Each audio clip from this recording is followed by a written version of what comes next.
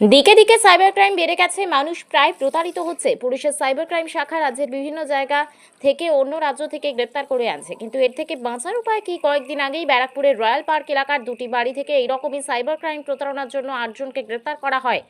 ফলে royal park এলাকার মানুষ আতঙ্কিত এবং কি করে এর থেকে বেরোবে তার উপায় খোঁজার জন্য রয়্যাল পার্ক মানুষজনকে একত্রিত করে রয়্যাল পার্ক কালচারাল অ্যাসোসিয়েশনের তরফ থেকে একটি সাইবার সচেতনতা শিবিরে উপস্থিত ছিলেন ব্যারাকপুরের পৌরপিতা উত্তম দাস, রাজ্য পুলিশের সাইবার ক্রাইম শাখার আধিকারিক অনিরুদ্ধ দাস, মোহনপুর থানা সাইবার ক্রাইমের অফিসার এবং থানার বড়বাবু জাফির হোসেন এবং এলাকার মানুষজনেরা।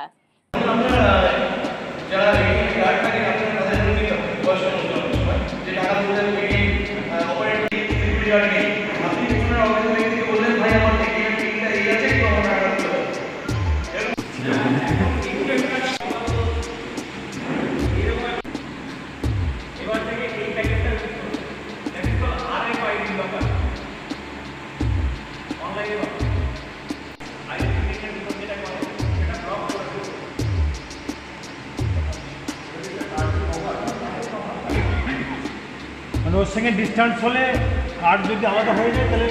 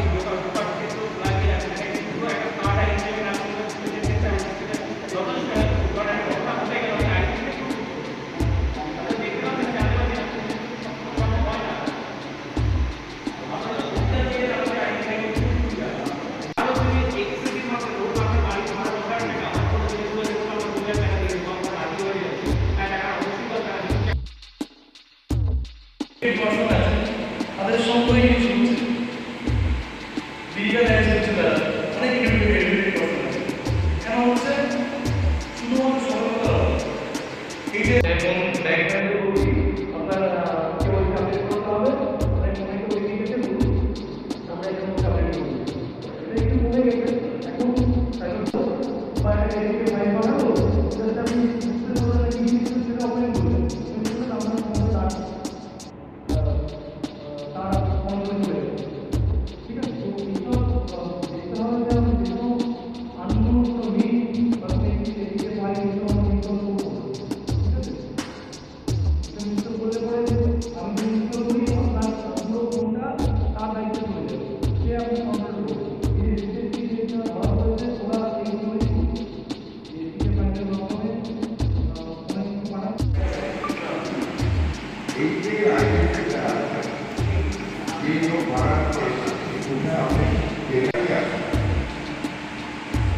আমার পরামর্শ যেটা আছে তার আগে একটা থানায় জমা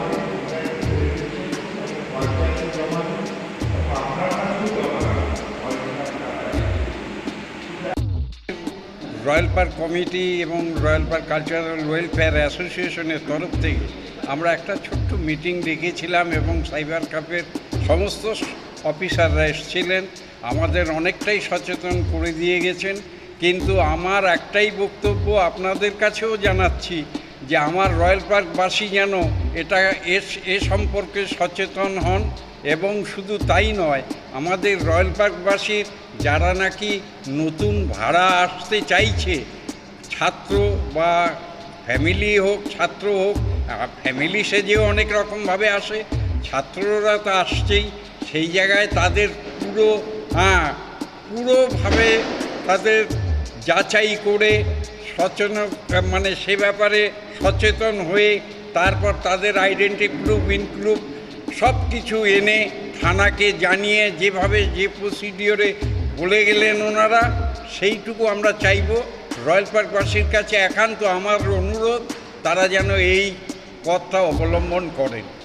আর সচেতন বলতে হচ্ছে যে কোনো রকম ডেটা আমরা অটোমেটিক্যালি শেয়ার করব না। দ্বিতীয় নম্বর, যদি বাড়ি ভাড়ার ক্ষেত্রে যদি আসে সেক্ষেত্রে হচ্ছে শুধু আধার কার্ড নেওয়া নয়, যে ব্যক্তি আসছে তাদের ইনস্ট্যান্ট ছবি তোলা। তার কারণ হচ্ছে আধার কার্ডের ছবি হয়তো 10 বছর 12 বছরে পুরনো হতে পারে, ইনস্ট্যান্ট ছবিটা কিন্তু আমাদের ক্ষেত্রে খুব সুবিধাজনক হবে পরবর্তীকালে ইনভেস্টিগেশন পারপাস। সেকেন্ড হচ্ছে যে অনেক ক্ষেত্রে নিজেদের মানে যে ছেলেগুলো ভর্তি হতে আসছে বা ক্রাইম করার জন্য আসছে এখানে প্রি মেডিটেটেড হয়ে, তারা একটা গার্জেন সেট আপ করে নিয়ে চলে আসে যে এটা আমার বাবা বা এটা আমার মা। এটা কিন্তু সবসময় কিন্তু ভেরিফিকেশন হয় না। যদি আমরা ছবিটা তুলে রাখতে পারি, আমরা কিন্তু পরবর্তীকালে আমরা কিন্তু তাকে ধরবার আমরা প্রচেষ্টা এবং চেষ্টা শুধু নয়, আমরা ক্ষেত্রে সফল হই। ছবিটা এবং হচ্ছে সিসিটিভি ফুটেজ, আমি আবারও বলছি প্রতিটা বাড়ির ক্ষেত্রে এটা বাড়ি ভাড়া দেওয়া হোক না হোক, সিসিটিভি ফুটেজ কিন্তু মারাত্মকভাবে কাজ করে। কারণ হচ্ছে শুধু ছবি নয়, গেট প্যাটার্নের একটা কাজ আছে আমাদের। আমরা যখন ফরেন্সিক এক্সপার্ট দিয়ে আমরা কাজ করে তখন গেট প্যাটার্নটা দেখে এবং কোর্টও সেটা মান্যতা দেয়। এইভাবে যদি সচেতন থাকি, নিজেদের ডেটা শেয়ার করবো না, কোনো লিঙ্কে ক্লিক করবো না, এবং হচ্ছে যে কোনো রকম হচ্ছে যে মানে মোবাইল ফোন যখন ইউজ করব, এয়ারপোর্ট বা যে কোনো জায়গায় হচ্ছে কমার্শিয়াল যে জায়গা রয়েছে বা পাবলিক জায়গা রয়েছে সেখানে গিয়ে চার্জ দেবো না। কারণ ওখানেও কিন্তু ডিভাইসটা, বিশেষ করে ট্রেনে এগুলো কিন্তু ওরা ডেটাটা নিয়ে নেয়। একটা পিছনে এই যে চার্জিং যে সকেটগুলো থাকে সেখানে একটা ডিভাইস বসিয়ে রেখে দেয়, ওই ডেটাগুলো ওরা নিয়ে নেয়, অ্যাপেল ফোন বা যাই হোক না কেন। এইভাবে আমরা যদি